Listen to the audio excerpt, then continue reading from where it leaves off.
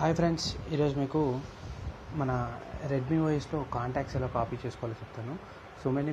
చాలామంది Redmi phones ఈరోజు ఎక్కువగా కొనడం జరుగుతుంది ఇండియాలో. కానీ కాంటాక్ట్స్ ఎలా కాపీ చేయాలో కొంచెం ఇబ్బంది పడుతున్నారు. ఆ యాప్ వేసుకొని అవి ఇన్స్టాలేషన్ చేసుకోవడము.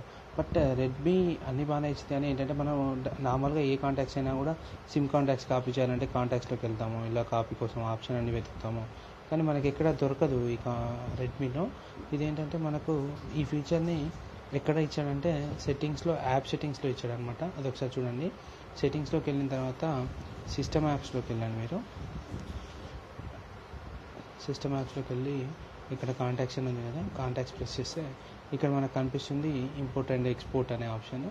Import from storage. ఈ ఇంపోర్ట్ ఫ్రమ్ స్టోరేజ్ ఏంటంటే ఇప్పుడు మనకు ఉన్నటువంటి ఆల్రెడీ వేరే మెయిల్తో సింక్ అయి ఉంటాము, లేకపోతే ఎంఐ అకౌంట్తో సింక్ అయి ఉంటాం, లేకపోతే ఆల్రెడీ ఏదైనా ఒక జీమెయిల్ అకౌంట్తో సింక్ అయి ఉంటాం.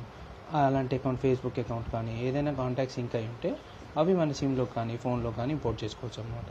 ఇంపోర్ట్ ఫ్రమ్ సిమ్ కార్డ్, మనం వేసినటువంటి సిమ్ నుండి ఇంపోర్ట్ ఫ్రమ్ సిమ్ 2, సిమ్ 1 అయితే సిమ్ 2 అవుతుంది.